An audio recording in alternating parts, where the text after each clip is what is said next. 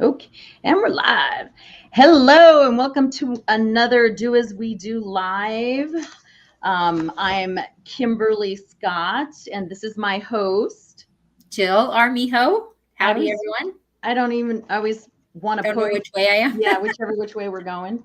So, thank you everyone for joining us today. We have a interesting, debatable topic we're gonna talk about, and I'll share that with you. In a minute. But before we do that, I just want to let everybody know that we are here every Friday. We are talking about caregiving, caregiver topics, anything related to helping caregivers. Jill has been a caregiver much longer than I have, and is also drenched in that world. But she shares her advice as well with us to help people be more prepared. Do As We Do is a nonprofit that gives to the actual unpaid family caregiver, because there are, well, since 2011, 10,000 people are turning 65 every single day. So I'm pretty sure the number has even increased from the last stat that I got of like 45 million or whatever it was, 60 million. So Many people. we're here sharing information, reaching those, wanting to reach those caregivers. So if you know someone that needs assistance, financial assistance, or needs some education, some help, please let them know about Do As We Do. Share this live, and we appreciate you for doing that. So, did I miss anything, Jill? Nope. And it's just like Kimberly says, it's not about if you die, it's about if you live. It's also not about if you know someone. You you for sure know someone. Maybe Yeah, you don't know that about them. So be sure good and point. just love all the people that you know and just ask them how they are. And if they say fine, tell me how really are you? Because many people are caregivers and we don't see each other because we don't walk around with a little caregiver badge on. And a lot of times, especially if we're a spouse of somebody and we're caring for them, we maybe don't want to tell everyone, yes, my spouse has dementia, because it feels very private and almost feels like maybe it will be a little bit uh, undignified for the person if we share that about them. And so because of this feeling that we have, which I'm not going to tell you whether that feeling's right or wrong, it's totally up to you. My husband has schizophrenia and he likes for me to tell my neighbors and people so that when he acts like a jerk, they don't take it personally, because they Yeah, know that he's sick and he knows that he's sick, and yeah, it's been a long route to get there. But so you do know someone who yeah. has dementia and you know someone who's a caregiver, and so reach out to those people, find out who they are, and direct them to Do As We Do and to Kimberly, because she's doing amazing things in the world for Thank your friends and family. Thank you. And it's a great point. When my mom was diagnosed 12 years ago, she wanted to keep it a secret. She didn't want people to know. I do feel like that boomer generation, that's just the way they were raised, to not talk about those things, just to Right. handle it. And that's where the name Do As We Do came from, because I remember as a child, my mom would always say, don't do as I do as I say. And I'm very much, I want other future caregivers to do as we're doing, and that means talking about it, that means, you know, sharing the information, that means reaching out for help, all of it. So yes, it's that's where Do As We Do comes from, but talking about it is key, and sharing, and like Jill said, reaching out to others that that are caregivers, you know, or that you'd even think might be a caregiver. So thank you, Laura, for joining us. We Hi, appreciate Laura. you as well. Let's jump into it. So um, the debate, our discussion for today, is comparing being a caregiver. Um, good. How do you feel about comparing being a caregiver like to being a parent? And I know it's a sensitive topic, because I've actually, on a couple of podcasts I listen to and other things, folks on social media, some people don't like make that comparison. Um, But Jill, what is your take on it? Well, yes, I agree with you. I've been on both sides of the receiving Yeah, of counsel and opinions about how we should best, or how we can best take care of someone who really needs help, and maybe they realize it and maybe they don't. But how much do we insist that they, move in with us, or go to memory care, or have us help them with the bills, or take away their keys, or all the things. And so, and I've been dealing with this with, I've done it with 3 of my grandparents. I didn't do it. My parents did with 3 of my grandparents. And I got to watch them evolve in how much they understood about what they really should do, and maybe what they didn't need to do. Like, it's so tempting when we take over the care of someone to make too many decisions for them. Yeah. And I saw from my mom, as she took care of my last grandma for 22 years, I saw her totally evolve from my other 2 grandparents. As soon as she started taking care of my last grandma, she was already doing amazing, and gave her so many choices during the day, and did not presume to make all those choices for her, even when my grandma really had no capability of making any choice. My mom still asked her. Yeah. And it was really, I was really impressed with my mom doing that. And it was Is this her right here? Is this your grandma? That's my grandma with my oldest son. Yeah. Okay. And she loved our kids. And that was when she really had no idea what child she was holding.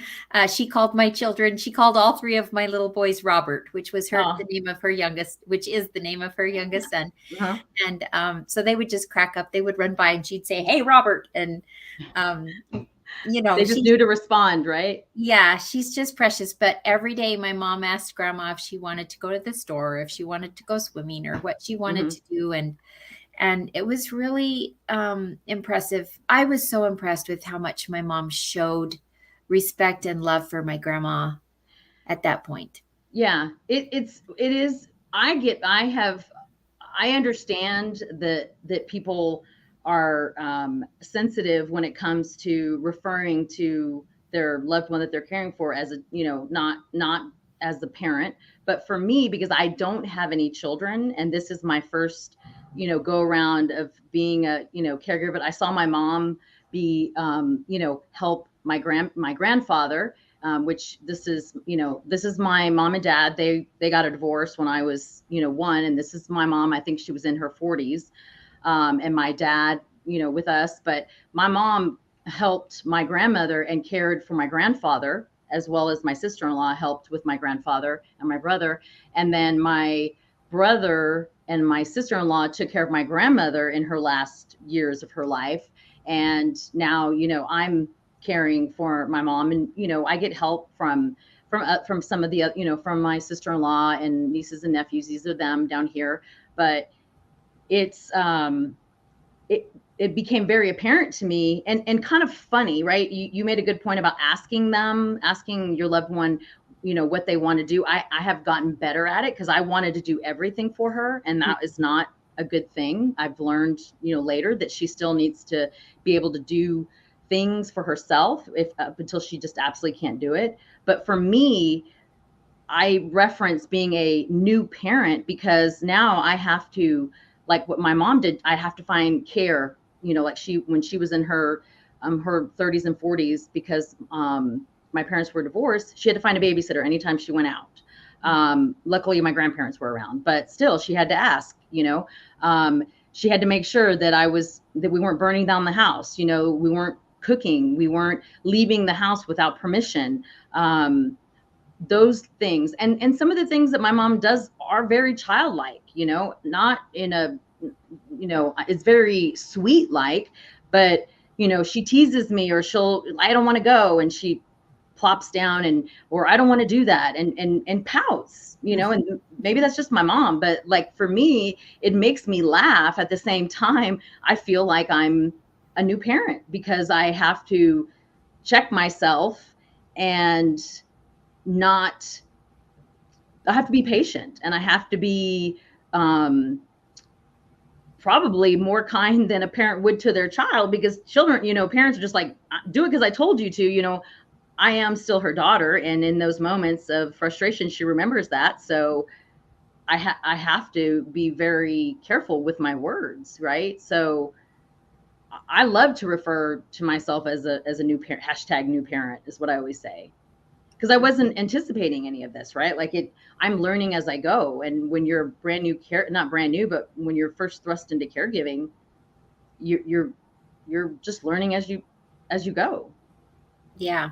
And each situation with each parent or child who's taking care of them or spouse or whoever is different. And personalities can mean a whole different attitude or approach as to whether you parent them or whether you kind of step back and let them take the lead. So I don't think there's a right or a wrong in this debate. I think it's really important that the caregiver looks at it as how do I best want to serve the people in my life? And the caregiver needs to put him or herself first. Yeah. Because if you're not healthy, if you're not emotionally well, if you're not happy, if you're not thriving, then it doesn't matter what you're doing. You're not going to be happy. Yeah. So however you do it, make sure you're getting your own needs met first. Like my mom was a stay-at-home mom, and she was able to give my grandma a lot of choices. If you don't have that kind of time or that kind of capacity, if you have health challenges yourself, maybe maybe you're going to give your loved one a lot less choices, and that's okay. There's nothing wrong with that. It's just your individual, how it works for you. Yeah, for sure. And depending on your relationship with that person, right? Like I do it out of, I choose to do it. It's my choice. I definitely struggle. I struggled a lot in the beginning. I feel over time I've gotten better because I've learned to take care of myself first so I can take care of her, and I don't feel guilty about it. But then there are some times and certain things I do feel guilty about, but I shouldn't. But it's just, I think that comes with, I remember hearing friends when they first had kids feeling guilty about, taking time off to go do something adult or to have alone time. And they shouldn't feel that way. They shouldn't feel guilty, like it drains you if you're not refilling your cup. So I have learned to take care of my own health first, so then I can then take care of her 100%. And I don't get upset at myself for not getting to all my tasks for the day. That's huge. Yeah. Like the fact that if there's laundry, if there's dirty dishes, like I'll get to it before the end of the day or the first thing in the morning. And I just don't, as long as she's happy and healthy and safe and clean, that's all that matters.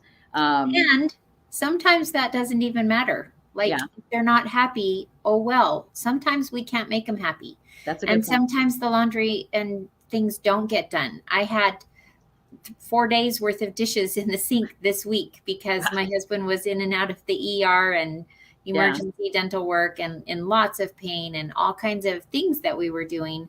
And so sometimes, like Kimberly just said, you need to give yourself a ton of slack. Grace, a lot of grace. Yeah, a lot of grace. And just don't think that you have to do all these things or that you have to make your loved one happy.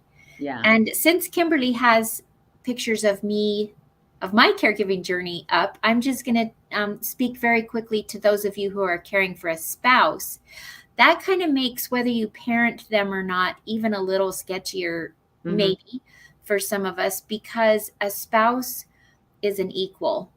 Yeah. Whether they're all together upstairs or not, we need to remember that they're still a human being and they are on this road beside us. Nobody's ahead, nobody's behind. We're walking this journey together and we are equals. And if they are incapable of making choices, if we have to commit them to rehab, or if we have to, take them to yesterday, literally while my husband was having his root canal, which is what we ended up having to do, he had a delusion and thought something about the dentist that was untrue. And he wanted to get up and walk out. And he started to get up. And short of physically holding him down, I had to talk him through appreciating his delusion, but at the same time teaching him what the dentist was doing.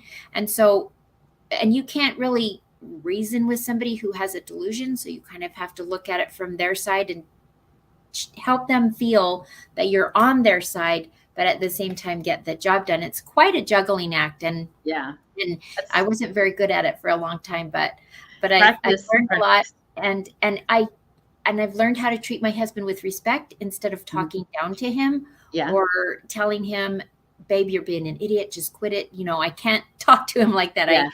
I need to. And there was a time when my husband was first realizing that he wasn't able to hold down a job, and he felt really guilty about not being able to provide for us, his family. And I said, sweetie, you won't provide for us financially anymore, but you provide for us by staying married to me, because you can help me with the kids. That's how you provide. And so helping him to see that he's an equal in this marriage, even though he, has some difficulties. We all have difficulties, right? Yeah. And so it's really important that we do have to parent someone, but let them take the lead in ways that they can take the lead, so that they still feel that dignity of being a partner with you in your marriage. That's great. That's great advice, Laura. I agree with you, Laura. Thank you very much for sharing that, because it is, the dynamics are so different with each, from being a spouse, that if you're a caregiver to a spouse, or you're a caregiver to a parent or aunt or uncle. And first and foremost, it is the dignity and the respect that you have to just get really, you have to hone that in. Otherwise, because I remember when my mom was first diagnosed, I definitely treated her with respect, but in a more forceful, like I was telling her what to do, and I shouldn't have, until I realized that even though she had no short-term memory, she still had she was still an alpha, and she still, she realized, this is my house. You can't, so she put her foot down more times and I got nowhere, and that just wasn't beneficial for either one of us. So I definitely learned over time to be way more patient and speak to her in a way that she feels, and she can feel it and sense it, that I'm giving her the respect that she is my mother. But because I say in a loving terms that I have totally had to alter my life and put things into place so that I can still function as an adult, for me as an adult, right? Like that was, because I found when I just put my life on the back burner, it caused me to not be me. Like I was, I was tired, I was stressed, I was, I had anxiety, like all of it, on top of COVID was occurring. So I was definitely not the same person. But when I got really comfortable and really clear as to what I needed to do, I just made it happen, and I don't feel guilty about it. I do miss her when I have to go travel for work, and I enjoy, hanging out with her when it's just her and I. But at the same time, I still enjoy just peace and quiet, not having to do anything, when she's somewhere else. So there's nothing wrong with that. Yeah. And I used to feel guilty about that, but I don't, because thanks to you and a lot of other counseling, I've realized that that's the only way I can stay healthy, to be able to care for her, and all the other little things, like dirty dishes or laundry, or if I didn't get to calling the doctors, even with her medications, like I used to get upset when I would forget to give her the pills. Like I thought it's kind of scary. Yeah. I think it's really tempting for us to get upset and over dramatize things when we do things that we look at as a failure that's possibly going to endanger our loved one. Correct. And we just need to remember that whether we endanger them or not, we did our best. Yeah. Like, we weren't trying to endanger them. So give Correct. yourself a break. Yeah. If crap happens, and even if they fall and break their hip because you weren't watching them or whatever, it's past. It's already Yeah. past. Like, Yeah. you didn't mean for them To to do fall it and break their hip. So just love yourself. Just and be accept okay. that these things happen. And when someone has dementia or whatever they have, and things kind of go south, crap happens, no matter how amazing and diligent you are. Yeah. And Just like when you're a stop parent, right? blaming yourselves. You just like when you're a parent, like stuff Yeah, happens. You yeah. can't. It's fall That, and kids break yeah. their legs, and it doesn't mean we That, need to stop making it mean something about us as a correct. caregiver or a parent or whatever. Good point. Good point. But that's really when, I don't know if that got rid of my mic there, but really that's when I started, kind of, you know, getting more comfortable with telling my friends, hey, if we're going to do something, please let me know far enough in advance. Remember, hashtag new parent. I gotta, get someone to come and stay with mom, even though she's like, I don't need a babysitter. I'm like, I know you don't need one, but I have to remind her that the adult protective services might, think differently, and I might go to jail. That's what I usually will say. Mom, do you want me going to jail? When she would insist on, when she still was insisting on driving, I'd be like, hey, mom, I know you can still drive. You can physically drive. But if you end up in Juarez, because that was really one of the times that we took away, we said no more, somebody else has got to drive all the time.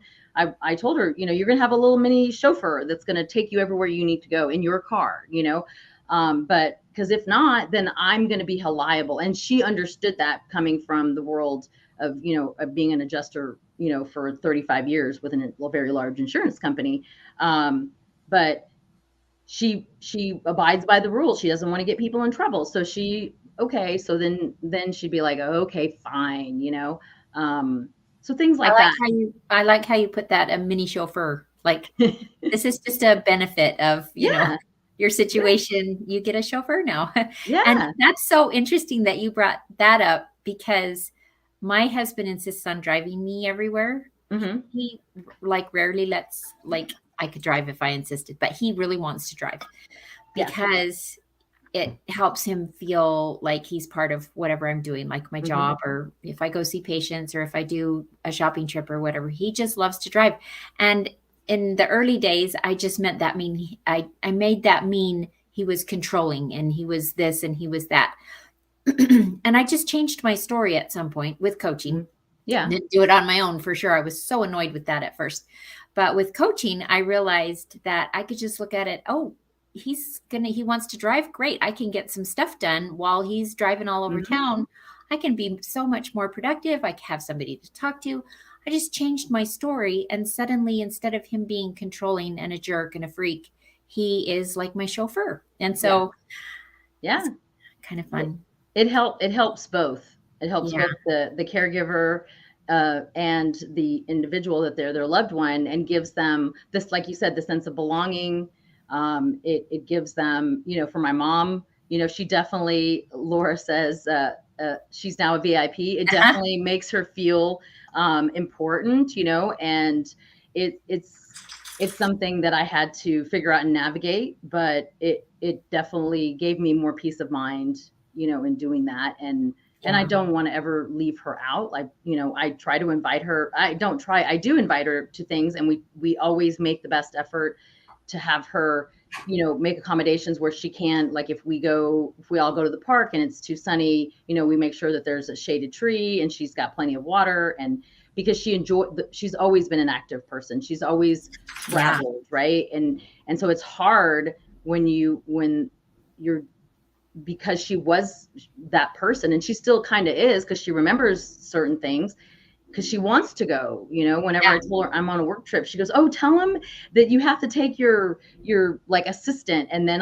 you go along with you. And I was like, okay, mom, I would love to be able to do that, but it would definitely cost me more stress than I need to at the time. Maybe one day I'll be able to, have her mini chauffeur come with her everywhere we go, and meaning flying wise, but right now it's just not feasible. But it does help her have a sense of belonging for sure. Yeah. So, Yeah. And a lot of times our loved ones do change, but there's parts of them that are still so deeply ingrained in their personality. Most of the time, no matter how much our loved one changes with dementia or mental illness or whatever it is, there are parts of them that are just still them. And if we can look for that instead of noticing all the ways they're different and having a pity party about it, noticing those things that are important to them and that are still so part of them. Your mom does not want to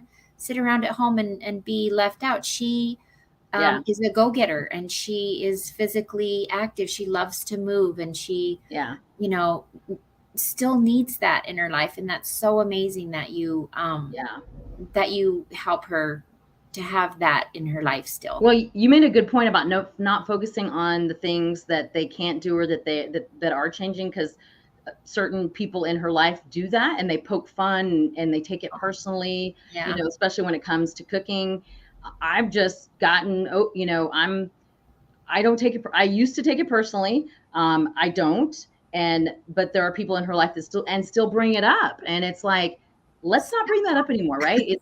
I can't do any, I don't know why. I can't look. I wish I could look into her mind and tell you, oh, this is because the plaque on her brain is over here. I don't know. Right. Yeah. She just doesn't like to see black things in her. Anytime she sees anything green or black, she picks it out. Like, so seasoning. Interesting. Is an absolute, and she used to and loves salsa. Now everything's too spicy for her. And that happens, I think, to no matter who it is, your palate changes. But she sees something dark in her food, she thinks it's burnt or that it's not supposed to be there. Right. So I just have to tell her with every bite, hey, Mom, that's seasoning. Try it. You might like it. Some days she tries it and she likes it. And other days she doesn't. And I have to be okay with it. And I just, okay. I just move on because it's a reality for her, and it's something important to her, and we need to respect what's important to her, that person. Being in her reality is what I absolutely have come to. Her perception is her reality, and I need to always be there in her, what is real to her. So that was something I learned over time, and it was hard to adapt to because of who she, one, she's my mother, but two, because of her, because she is the alpha, right, of our family. And was something that was difficult in the beginning, but now it annoys me when other people bring it up, but it's like, okay, can we just not talk about it again? And I don't want to disrespect them or her in front of them, whoever. So I just redirect, even with that person. I just change the subject real quick, because I feel like it makes her feel bad. I mean, I don't know. Yeah. The other people in our lives just don't see the whole picture. Like, they can't, because they haven't been around it for all these years. They haven't seen the progress. They haven't seen the process. Or they're in denial. If they are around it, they're in denial. They might be in denial. I can't tell you how many people I've told, do not be friendly with my husband. I know you just want to love up on him, and I know that you're just concerned, and you're a good person, and you're kind. Don't come over to our house and knock on the door and talk to my husband, because he's just, that he just can't. Don't offer to help him if he's in the garage or the driveway. Just leave him alone, because then he's happier, because he's terrified of you. And it's so hard for people to understand that, because they're just nice people and they want to just be nice. So it is so fascinating. So no matter whether you do agree or you don't agree, it's okay either way. Don't be upset about it if somebody does refer to their loved one. Don't ever be upset when I do it, because I'm doing it I say it out of love, that, I'm a new parent. This is about the only, the time has passed for me to not just have children, but also wanting my own children. I'm open to, parenting someone else's, especially after, being with my mother. I have way more patience now.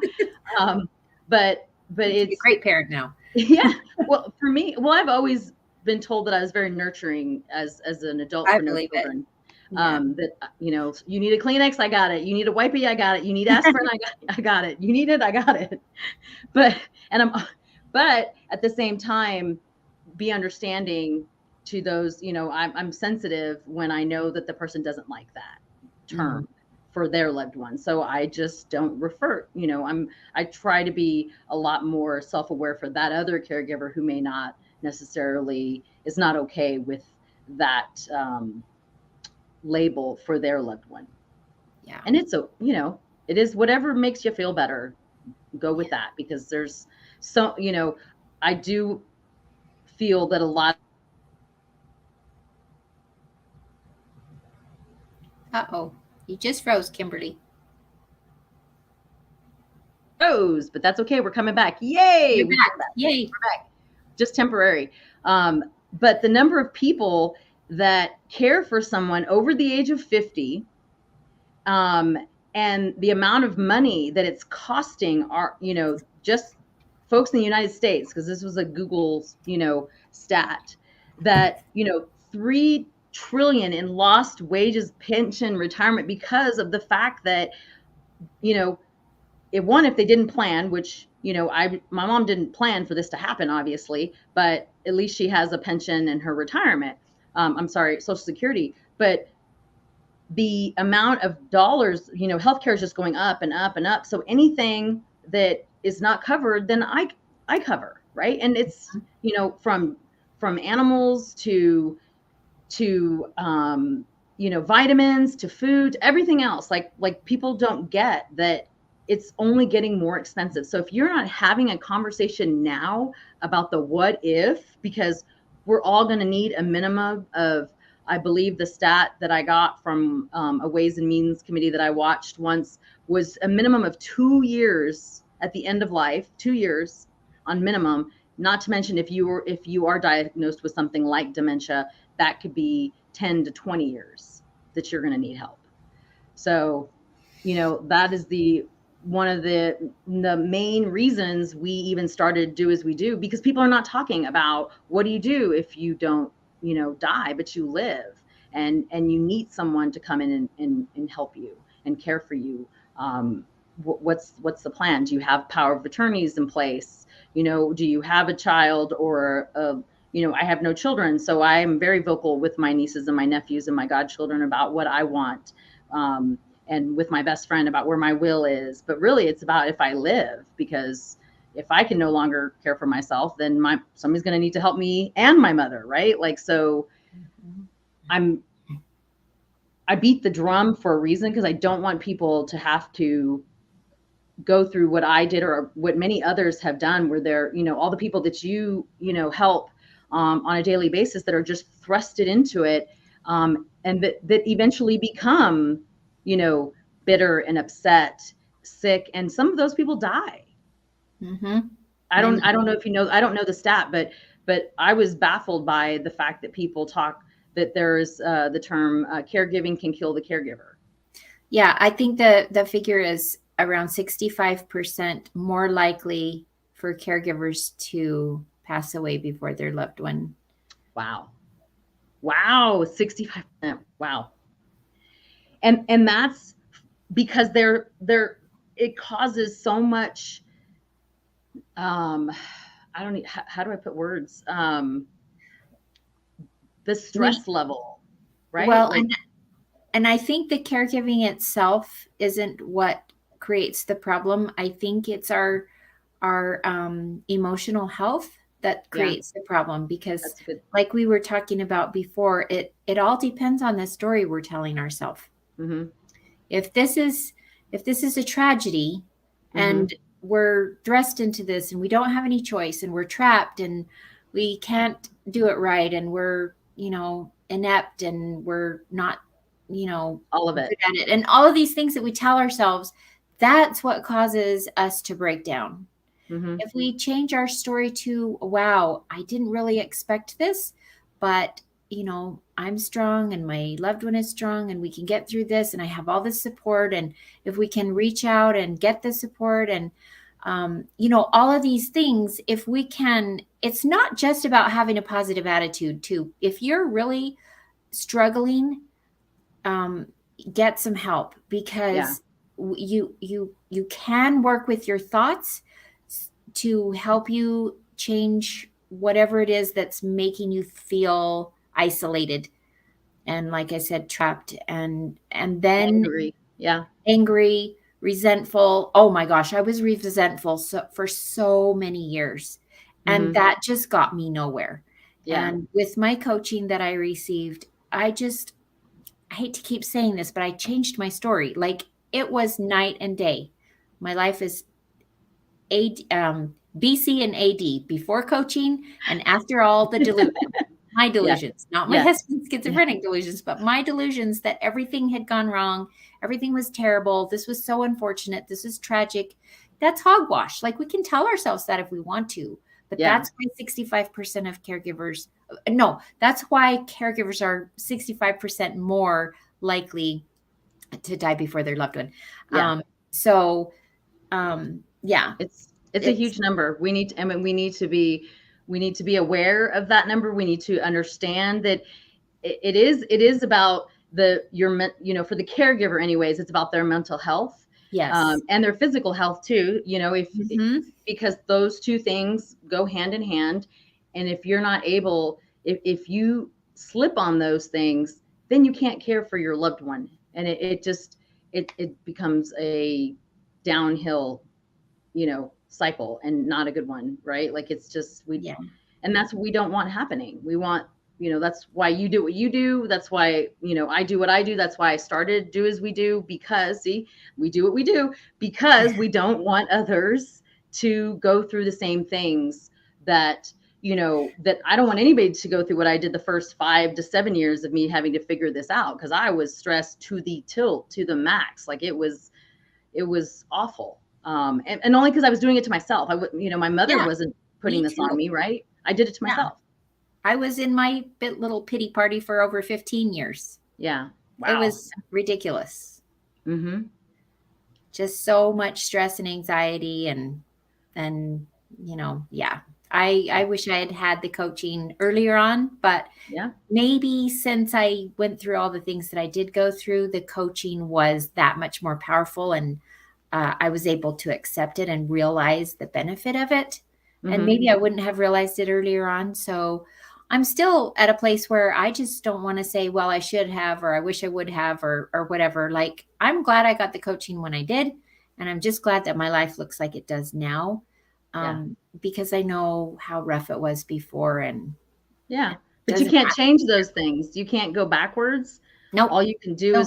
is forgive yourself and move on, and do something different. Get the, if you can't afford, or you feel, this is one thing I did learn about when it comes to self-care, being okay with spending the money on myself, for therapy or coaching or whatever you want to call it, whatever works for you. It's, if I'm going to drop money on a meal or an event or a concert, or why wouldn't I drop that same kind of money on my own mental health? Yeah. That It's was not something. tangible. And we Yeah. just think that we should be stronger. We think, oh, I should just do better. Oh, I should just, Mhm. have more willpower, or I should have more determination. Like, we judge ourselves, and we just think, oh, I can do this on my own. I don't need to pay somebody thousands of dollars to help me. Um, and we're just lying to ourselves. Yeah. I mean, maybe Yeah. you don't have to pay thousands of dollars. I paid $5,000 for the original coaching that I got, Mhm. and it totally changed my life and was worth so much more than Yeah. $5,000. And Yeah. yeah, it was really hard to come up with it, and I was in debt for a while, But because of it. but Like, it's we don't still, just have $5,000 laying around, and I yeah. totally get that. Yeah. Um, Well, and they have resources now. There are things that until you find the person that you're comfortable spending that money on, because it does take time. I understand that. There's YouTube, there's other apps that you can use that will help you track things. So if you have to, for more affordable or low cost avenue, look into those things, ask others, ask us. I'm always open to telling people about the tools and the resources that I find that have helped me become a better version of me, right? Like, I just would much rather, I want to share that information, because I don't want whether you're a caregiver or not, especially if you're a caregiver, I don't want or you to have to go through that. But if you're not, I still don't want people to struggle. I want them to be happy and be the best versions of themselves, because it just makes, it's like a ripple effect, right? Yeah, for sure. So, well, we will need to wrap up. We appreciate everyone joining us. Thank you, Laura, and those who, if you watch on the replay, please put #replay and let us know where you watched from. If you agree or disagree, about the whole comparison of being a caregiver to being a parent, please tell us in the comments. We definitely want to hear from you. I don't take it personally. I don't get upset if we don't agree. Right, Jill? Yep, right. We don't take it personally. No, it is what it is. What our experience is does not reflect everybody's experience. Yeah, we're just for sure. here to help guide the conversation and help you think about it in your own terms and in your own situation. Absolutely, 100%. But until next Friday, remember, do as we do and talk to your loved ones, because it's not about if you die, but it is about if you live. And we don't want your loved ones to be thrust into something that nobody's ever prepared for it. So at least have that small conversation so they know what you want done. So great. Thank you again. Thank you, Jill. I appreciate you so much. Thank you, Kimberly. You're amazing. You're awesome sauce. Take care, everyone. Have a great one. Bye. Thanks, Laura. See ya.